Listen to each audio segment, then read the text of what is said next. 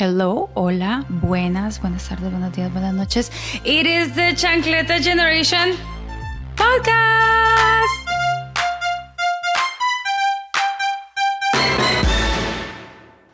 Hi, Clem. You're improving. You're like getting it, refining it. I'm refining it. Well, I try to mix it up a little bit with every episode. It just comes out spontaneously. I know. Let's see what comes out of my brain today. Nice to see you. All right. Welcome back, everyone. I am Clemencia, and I am the founder of More Studio. I'm a Latina business owner. Yeah. More Studio is an advertising agency that speaks to Latinos in the U.S. in the most authentic way possible. Yes. And I'm Cecilia, environmental and social justice practitioner, immigrant from Latin America, from Guatemala, and a community weaver. And you know, my Latinas out there, you guys are very, very near and dear to my heart. And as a Latina woman in business, I know how hard it is out there. So we want to give you guys as many resources as we can so you can all go out there and kick some butt. And this is why today we have very special guest. So excited to have Migdalia Figueroa with us. Thank you for coming. Yes, for some torture. For some conversation. Oh no, my pleasure. Thanks for having me. Easy, Clemencia and Cecilia. So it's kind of cool that you names begin with the same letter. And I love that you're doing this for all Latinas out there, because that's definitely a big passion for me too, to be able to support a group that needs the support in whatever way I can, and the same way others Latinas have support me. So yeah, we need lots of support. Yeah. So Migdalia Figueroa is the president and general manager of Telemundo Station Group's Orlando, Tampa and Fort Myers stations. She previously served as vice president of news at NBC6 South Florida, the NBC-owned station serving the Miami Fort Lauderdale market. And prior to joining NBC6, she was senior vice president of content and brand for the Telemundo Station Group. And in that role, she had oversight of local branding and local newscast overall performance at all stations. And Migdalia was honored with the coveted Silver Circle Award for her over 30 years of experience, excellence, and contributions to the industry, a winner of 5 individual and 1 station regional Emmy Awards. Yes. She began her broadcast journalism career as a news producer in her native Puerto Rico. Mm-hmm. That's a pretty impressive bio right there. You know what is interesting? Life goes like this. Like, literally the person that told me that I was going to be receiving the Silver Circle is my mentor, the current VP of News for Telemundo Miami, Helga Silva. And what the Academy does, that they call someone that is meaningful to you, so they give you the news, the good news. And she, at that moment, asked my assistant, remove all scissors and everything that she can hurt me with, when I told her that she is already getting a Silver Circle, because I'm an eternal, immature young woman. So when she told me, say, wait. I thought that was for people that are about to retire or they're... So it took me like 48 hours to be happy about it, thinking... Are you calling me a vieja? It was interesting. Most of the time, I swear God, I feel that I'm still the new person, the young person. And unless I'm in situation like this, that when you invite me to this podcast, then I realize, well, I guess people think that I have something to say. But I'm not talking about the imposter syndrome. I don't have that. I don't think I have that. But I don't realize time passes. So I still think I'm that same young lady that applied for the first job in TV. Oh. Yes, I know. Life goes by very quickly. Mm-hmm. But yes, you do have something to say, and we'd like to hear more of it, because someone that gets all these awards and gets vice president, senior vice president jobs, this is a corporate world, right? And no offense to Telemundo or anything like that, but there's a lot of male dominance there. And I started my career in Univision, and I know what Latino stations are like. Lots of executive men, and you also have to. And it's hard. You need to be from the right place too. Like, right. Not necessarily. I think the Puerto Ricans have a lot of privilege and benefits, no doubt about it. We don't struggle with certain things that other Hispanics struggle with. But the reality is the majority of the media in Spanish is dominated by other people from other countries, not Puerto Ricans. So even in Puerto Rico, most of the TV stations are managed from people from other countries. So it has been a challenge, that too. So interesting. Yeah. So, rising up, being a Puerto Rican, being a woman in this world, it's, and we've talked in other episodes about how hard it is, to rise up as general, general Latinos in the corporate world. But as a woman, we have an added challenge in there. And, the boys club is real. And so, tell us a little bit about what are the main tools that you used to get to where you are? So we're beginning with the most difficult question, because as I said before, sometimes I just don't realize certain things. I don't realize time has passed. And there's one thing that saved me is that I never, ever realized that I was supposed to shrink. When people ask nowadays, oh, you need to be your authentic self, I never knew that I wasn't supposed to be my authentic self. So fortunately for me, I never shrunk. I know people struggle. I don't want in any form, way, or shape for me to be out of context and say, oh, she doesn't think it's out there, the patronizing, the inequalities and all that. But I never gave that my attention. I always had my dream, put the work behind my dream, and that was it. I have never, until very recently, at a senior level, then I started to realize, oh, people are struggling with this, so I need to help them. I need to train them more. I need to pay more attention. I need to open more doors for them, for whomever minority, not on women, LGBTQ, whatever. I now have the conscious. I did a certification in diversity and inclusion in 2019, and that opened my eyes to be able to help. But in reality, I didn't struggle with it. I as you can hear me, I have a very thick accent because I moved to the States when I was already 23 and I didn't speak English. So I had to learn English on the go as a grown-up. And honestly, people make fun of my accent. They do. And I've been in corporate meetings where people make fun of my accent. Or I remember having a president that when I told him that I wanted this job, that I wanted to be president general manager, he told me that's never going to happen with your English.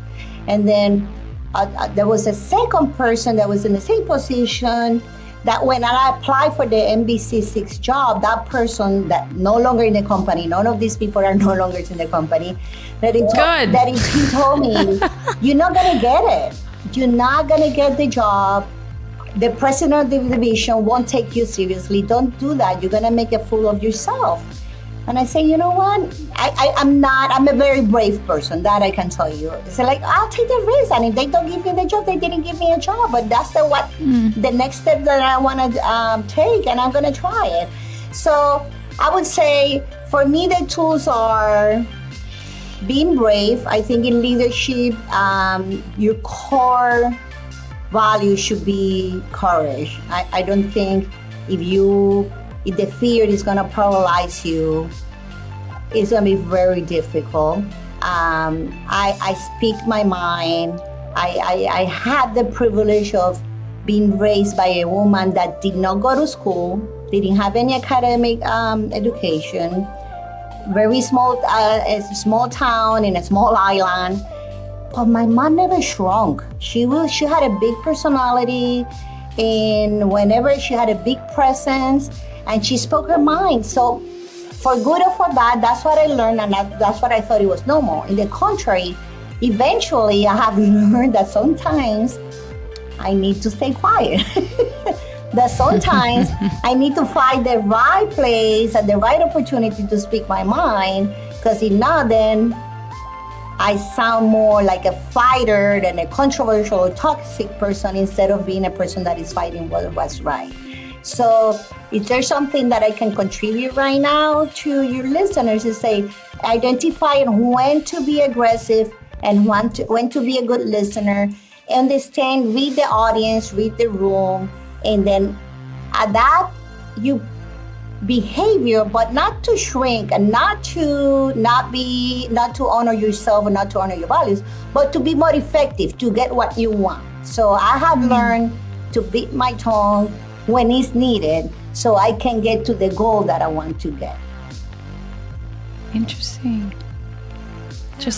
Well, the topic of the day, the name of the episode is Networking for Latinas. We talked about networking in the corporate world in general, but mostly for Latino men. Back in a couple episodes ago with Jordi Muyor, and that was really, really interesting. But I know, but I also have an inkling that that it's a little different for Latinas, because, like I said, there's a boys club out there. Men have been born with a network in itself because of their fathers, and because of just the way that the world works. Latinos may not have as much access to these networks, especially, people that are like the first to graduate from college or things like that.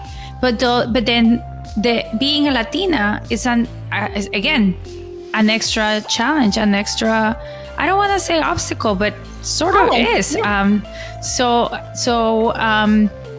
Where do we start? Where do we start in this building of this network? How do we, you have to have this network in order for you to, if you apply to a job, somebody puts in a good word for you. That's good. It's good that somebody at that company, or you're on your own business and you're looking for somebody needs to refer you. That's gonna be much better than you just cold calling them or cold emailing them. There's a very big value on having a network, and so all the Latinas out there, this is something that we need to get on ASAP. Well, so where do we start? Thanks for the question, and thanks for your comments about the topic. If I could go back and talk to my 20 years old self, or 25 or 30, I would make myself listen to you right now. The first one to graduate from college. My older brother went to college, but he didn't graduate until years and years and years after. So I was the first one that graduated from college in my family. So I wasn't surrounded by professionals or people that can give me orientation on how to continue growing my career. But I have always been a hard worker. My family, again, not educated, but very hard worker, very religious people, very values and all that was a big deal. But I thought I would say probably the first 20, 25 years of my career, I thought that my skill was the only thing that mattered, right? Work hard, be the best, win all these awards, make the best choices that you can make, and things will come along. And it did. Some promotions came on their own by your current supervisor or somebody that worked with you, and so you work in every government. But in reality, I think I would be way further in my career already if I would have done that. When I joined NBC Telemundo in 2005, this is a company that is really good with the programs of education, training, mentoring programs, ERG. So, because my first 15 years I was at Univision, and none of that was part of the Univision culture. So I didn't know any of that because I didn't know it from my family or my private life. So I didn't learn that in the corporate culture, the first place that I worked for 15 years. So when I come to this company that they had, we were GE at that moment, we were General Electric. We had so many programs to develop the employees that I remember 2 years after being in the company, I remember saying, oh my God, I think the last 2 years have been like a master. I've been to so many trainings. So little by little in all those trainings, I learned the importance of networking, the importance of having mentors, not only that original mentor that I met when I moved to the state, and she's still my mentor, but I realized, I need mentors for that. She was the best. She's the best TV journalist. So I learned a lot from her skills, but she wasn't necessarily the best at networking herself or doing all those. So little by little, I started realizing, no, I need mentors for this, mentors for this. And right now, I need mentors, like very young mentors. I want to be around very young people that can keep me relatable and relevant in the digital and streaming world. So with all those processes I learned, I do need visibility. I need to understand that some people are mentors, but some others are not your mentors, but are what they call in the leadership what you sponsors. That they're gonna mention your name in a place that you not, and you don't even know that they dropping your name there, right? And then you start observing yourself, and you realize you're in the different meetings that they say, we need a person for this. Or say, I know someone, I see, and that person doesn't even know that I'm mentioning that person, and they're recommending that person for the job. So that comes from networking. And I would say there's so many there's so many ways to do networking. There's no one formula that everybody needs to follow. Like, I recommend to younger people now, be part of your associations. If you're a journalist, be part of the National Association of Hispanic Journalists. If you are, whatever that you decide, be part of those organizations. If you work for a big corporation that has employee resource group, the ERGs, be part of that. There you can learn how to lead, how to organize an event before you get the actual title, actual leadership title. You can do leadership without having to get the title. So be part of those organizations so you can do networking. I'm not great at that. I don't have much time to go to many events. I was a single mother at some point and a journalist, so all my energy was dedicated to my kids and work. But I also do networking now. I think what works for me the best is that if there's a town hall, if there's a meeting, if there's something online, I attend the town hall, I listen to whatever event is happening online, and then I grab a line from somebody, a line that resonates with me. And even if the person doesn't know me, I email them after, say, thanks for sharing this piece of advice. This is going to help me achieve this. And out of those kind of emails, I have met so many people and created so many leaders that are on top of my career or saying, hey, I want you to do this or that. The people that I don't even know in person that I have a relationship with, because in this new world, there's so many digital events that is so much easier to do that networking. Mm-hmm. Migdalia, I think I hear you speaking.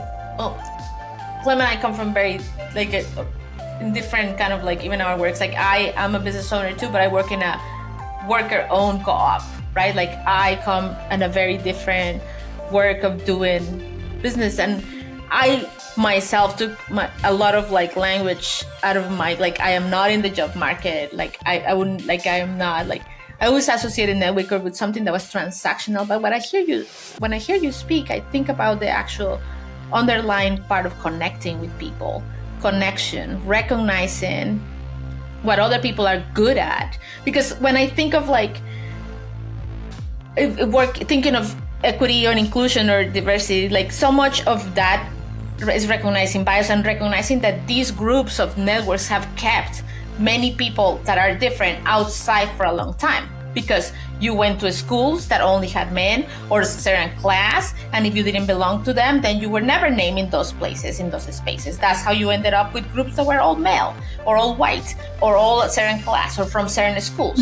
So I am always a little hesitant because I feel like, is it who has access? Who is in my network? Is it someone that is similar to me? Am I perpetuating the same kind of things, excluding someone? So when I think of, for example, hiring, there is a lot of trainings about bios and about trying not to don't even I've seen more recently in my own network, but before it was like, call me if you're interested. And now it's like, I will not be able to answer any personal questions about this post. Follow the instructions. There is a rubric.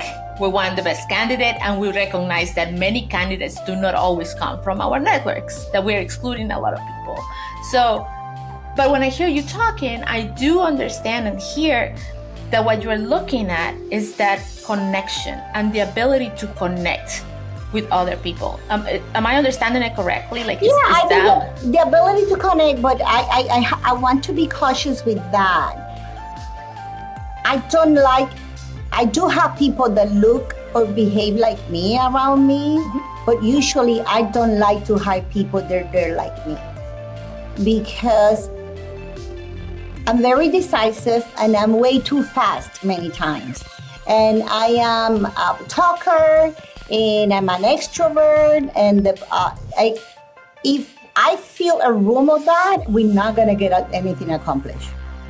We're going to be dancing and singing and laughing all day. And then we're going to be fast and we're not going to be detail oriented. So for me, I understand all my weaknesses the same way that I understand all my strengths. So most of the time, I try to hire people that are different from me so we can balance everybody.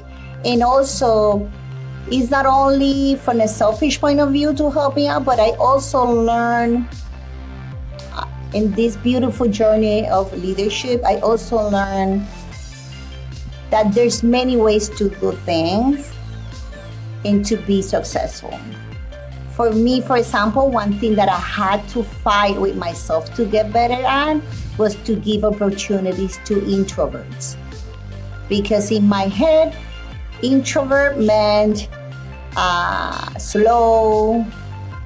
It meant many things that are not real. So eventually, God gave me an introvert son that is extremely smart and extremely effective. So, and we ended up in therapy because I didn't know how to handle an introvert at home. So all that helped me understand how deep they can be and how shallow I can be. So for me, creating that connection, and you refer to connection, be careful with connecting, that you don't connect only at the emotional level. Oh, we speak the same language, we behave the same way, we like the same things, because you're leaving behind and you're closing your door to so many colors in that rainbow, right? That can enrich your experience or help you perform. So we have to be careful with the way we connect. I definitely relate to that because, when you were mentioning when you were younger that you didn't know that you had to network, neither did I. And then, when I started freelancing and things like that I had to meet people because otherwise I wouldn't have work. It was hard for me. I'm an introvert, extrovert, those people. And it's like, it's hard for me to show up to this event and there's all these people that I don't know. And then I'm like, okay, so now I just need to come up with somebody and say, yay. It's awkward. Nice tie, whatever. It's very awkward. Even for the next it's awkward. It's very awkward. It's awkward. It's like if you're not an extrovert, that you're just like, oh, nice bike. Oh, the bar is just terrible today, right? And wine, whatever. And like I've seen people do that, or like I've seen people come up to me and be like, hey, what's up? How's it going? I'm like, how did you just do that? It gets better with time because you just you just need to, out of force of habit, I just had to do it because otherwise like you evolve or you die kind of thing. Definitely. So you have to throw yourself out there. But yeah, for introverts, It's hard. It's exhausting, and so there's this element of like, oh, do introverts just then never get the better jobs? And there's throughout my youth, I was like, man, why are all these people in these like high positions? Because they're the ones that talk the most, network the most, not necessarily the ones that do the best job. Like I always thought. But I have to say, when I started my career, because I became a single mom. I'm 24. I did not have money. I don't come from money. So it was a really rough season. So many of my colleagues from the first 10 years, the first generation of my career, many of my colleagues, especially the men, went skyrocketing when I was not progressing as fast. And when I look back at now, my career was really fast, but there were people that were faster. And I put the brake on it because I wanted to take care of my son, right? Then I have a second one, everything is fine, they're great, they're doing great. But I put the brakes, and I did want to balance having a great career, but also respecting my children, give them stability, good life. And most of the people that are coming and popping in my head right now, that I remember thinking, oh my God, cannot believe he got that promotion. They're not working in TV anymore. Most of them crash along the way for being too fast and too not caring. So honestly, when I look back now, I say like, you know what? I'm glad that even though I'm so explosive and fast and whatever, for my career, I took it little by little. And it has paid off. It has paid off because many of the guys, they're in the different careers, or I don't know what they're doing, but they're not in important positions right now. Well, in my head, it was always like, if I do a good job, everybody will see what a good job I've done. And that's not true. Unfortunately, it's not. Sometimes you gotta, but it's not the norm. No, I mean, I learned that I had to be my best salesperson. Yeah. And be like, look at what I did. I hate doing that, but have to do it. Look at what I did. Look at all the things that I did. Guys, did you see what I did? Did you watch what I did? Did you see what I did? It's just like, it feels a little like repetitive. And, when you're in a networking event, you sound like a broken record talking about what you did billions of times. But that's what you gotta do. But that's a good skill to develop, by the way. If you ask me right now what I tell my children and their friends, or the younger employees, or when I meet with interns or go to colleges, one skill that everybody has to be developed, no matter what career they're following, what's their path, is storytelling. We all need storytelling. So it is very important that you develop the way to tell your own story without sounding arrogant. But I was going to say that important about storytelling is to be authentic. If you begin to sound arrogant or repetitive, you get found out as a phony quite quickly. Yep. You need to learn how to tell your story in an authentic way, but being humble too. It's very difficult. Yeah. It's difficult. But you have You have to learn. It has to be how good you are without sounding arrogant. It almost feels like, those comedians that do those routines and they test them out to see if people laugh or not. You just gotta like try and see what's the best way to do it for you. Like for myself, I had to learn a way to do it because I hated talking about myself. And so it's like, you just gotta test it out. I mean, some of these people that you meet at events, you'll never see them again. Exactly. It's fine. You can test it out. Or, practice with family. But, practice with friends. Practice. Yeah. My husband and I practice with each other a lot. Hear me out. And my son, my older son, okay, he's already professional. My youngest still in college, but my older son is already professional. In any given day, we talk about work. Okay, so how you doing? It's like, okay, I have to do this speech. Okay, what do you think about this? And have sounding boards, have people that you can practice with.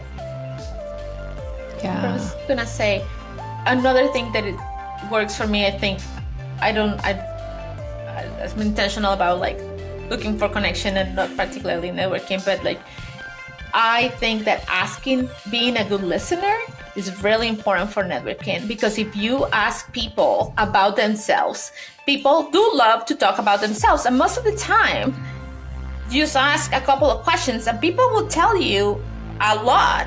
You'll find out a lot. I had a coworker that used to always tell us, like, after an event, I will leave like, oh, they have a kid, they're doing this. It's like, how did you find out so much? Why would they tell you? It's like I just asked them some questions and people will tell me. I don't have to offer anything about myself. I don't even have to do anything. I found out that if you're a good listener, you actually are much better and much more able to go beyond that superficial and to more depth of getting to know someone. I totally agree with you, and I would say we have to learn, which was difficult for me and continues to be a challenge, especially if I get excited. If I get excited, then I forget to listen and all I want to do is talk. So that's one of my main weaknesses. So learn how to listen, but also learn how to observe. Because sometimes people don't want to share something with you and you realize it, or you observe the way they move or the way. I'm remembering right now, like, especially when my NBC6, it was a big station, right? So we had to interview many people. And at some point, all the managers said, oh, every time we interview someone, we want Migdalia to talk to the person, because she, at the end of the interview, she always knows something that we don't know. And I remember in this particular case that it was a promo producer that we were interviewing. And then at the end, we used to meet the GM, the HR, and then the department heads and whomever else interviewed. So we would sit down and what's the consensus. And I remember with this particular promo producer that I said, well, it's kind of cool that he's a magician. That shows like a different creativity, personality. They're like, what? He's a magician? Yes, he's a magician. He did a couple of tricks in my office. So how do you know that? I said, like, well, he was wearing a rubber band.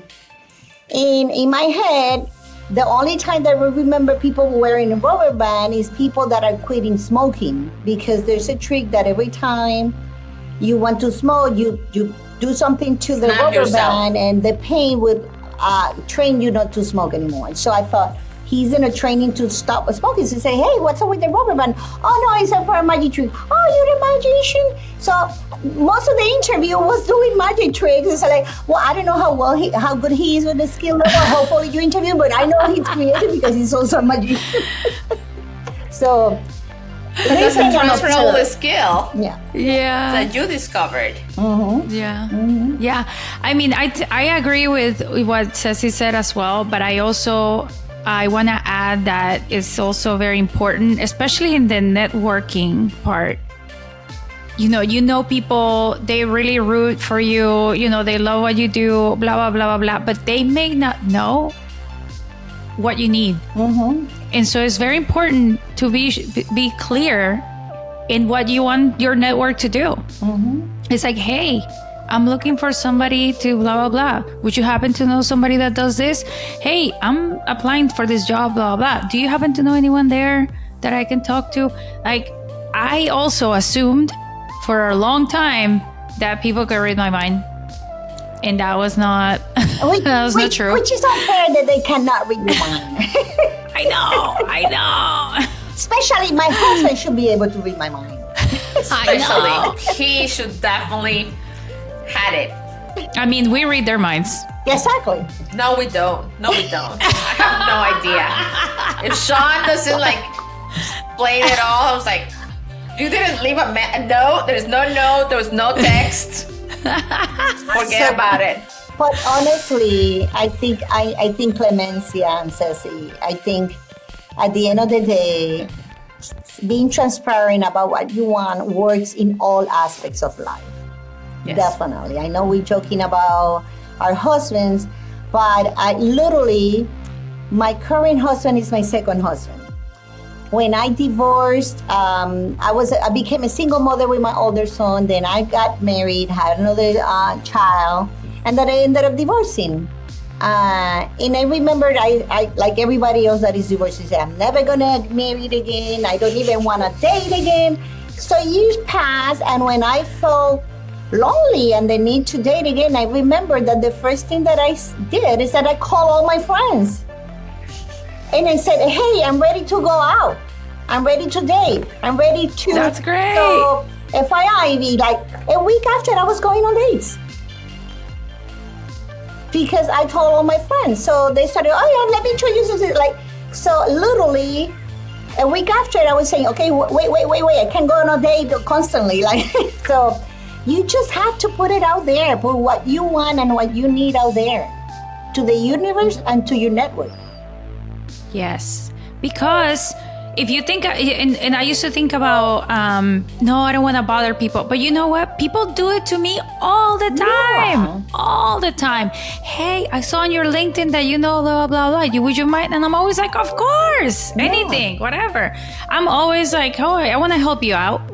So why can't I ask for that? The only thing that I don't do, and I don't like people to do it to me, is I don't want you to give my contact information to someone without asking me first. For sure. Yeah. For sure. Ask me, is it okay to give your email or your phone number to so-and-so? And then I say, yes, no.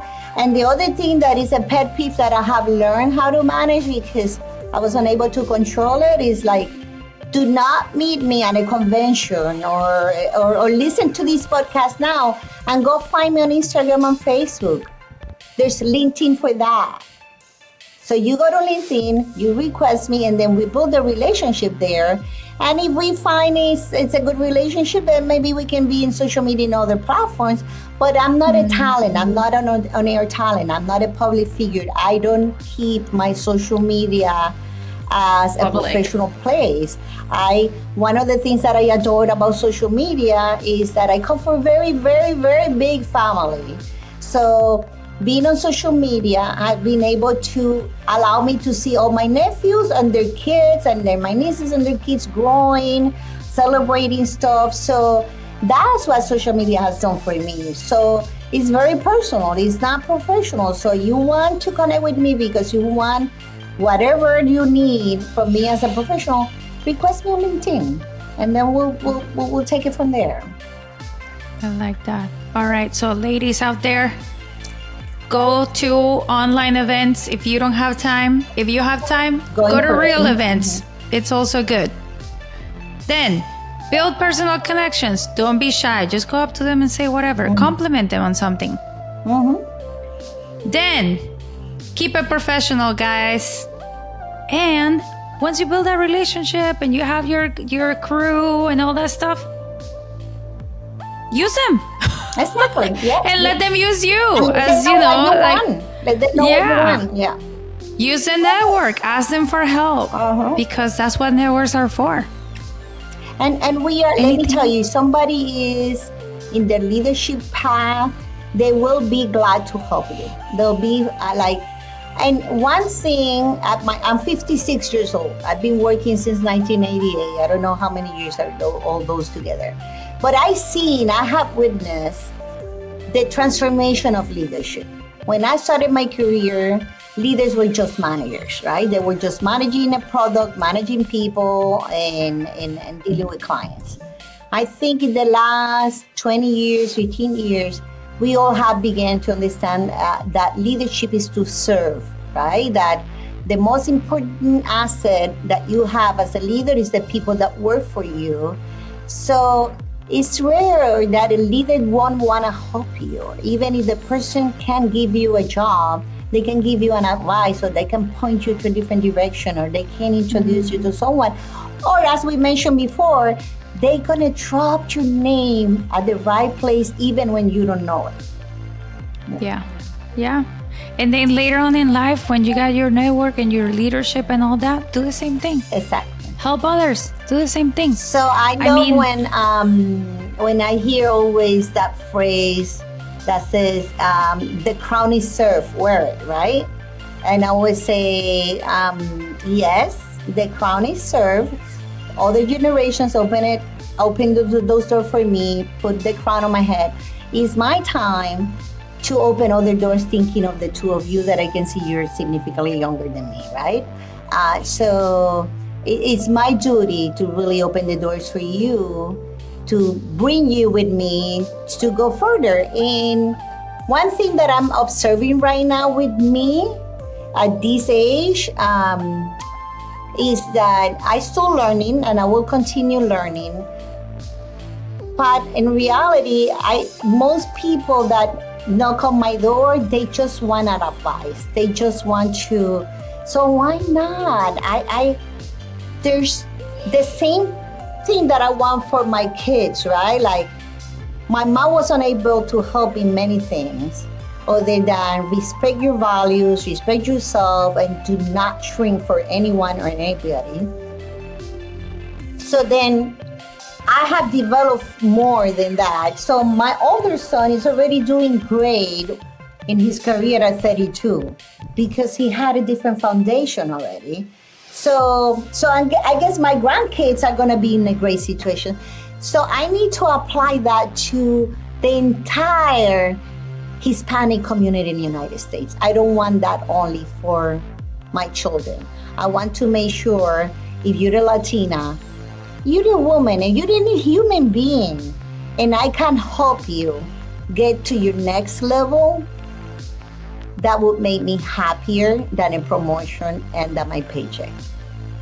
Because Thank you. At this age, that started clicking and say like, okay, I don't think that I thought of legacy until like 5 or 6 years ago. And then I started thinking, oh, I need to leave a legacy above and beyond my kids. And so for me, it's a big deal now that you invite me to this to be here. Like anything in any place that I can contribute with anything that will help someone to go further than me.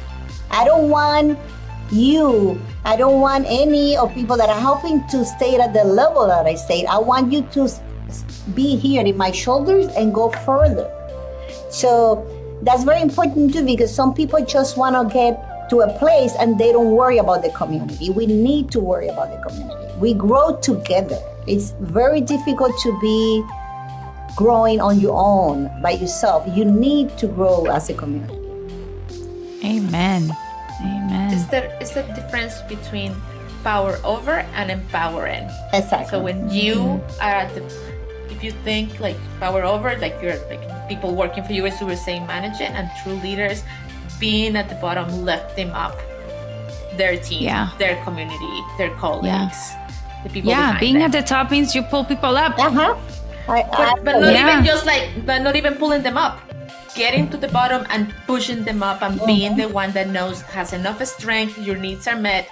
Now you can empower and lift up others. 100%.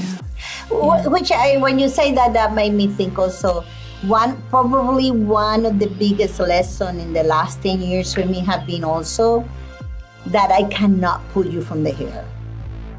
If you don't want to grow, even if I see you have the best skills, the best potential, I have crashed like 3 or 4 times that I put so much energy, so much effort into people that they were not putting the same energy and the same effort, and they didn't care. They thought they care and they wanted to care, but they really didn't care. And I have learned also, I'm gonna work with you only if you're gonna put the same amount of effort that I'm putting or more. Because even from outside of work or work, I have made the mistake of keeping toxic people for too long, or they try too hard and toxic people that are not looking for the real help that they need. Yeah. All right. Well, thank you. Thank you so much. There's so much wisdom and also so much passion and love. I could really feel the love that you have and the passion to help others. And I know that comes from experience and from, going through the hard times yourself. So thank you so much for sharing all of your tales and your stories. And people out there, you know what to do. Leave us a review. Share this podcast. Please share this podcast, because not even because of me. Just do it. Like, go and tell your friends, hey, you know what you need to start doing? You need to start networking. This is how you start doing it. It's easy. In 45 minutes. 45 minutes, you know how to do the networking. And if you have any questions, email me or DM me. Chancleta Generation, TikTok, Instagram, and the X. And for now, muchas gracias, Migdalia. Muchas gracias a ti, a ustedes. And Ceci, I will see you soon. Yes. This is our last episode of the season, guys. Yes. Very exciting. We wrapped up with some awesome guests. Thank you. And I wish you all guys happy holidays. And stay tuned on our social media so we can tell you when we get started all over again, because we got some more stuff going on and we have some other exciting guests that we are gonna have over. Thank you. See you guys.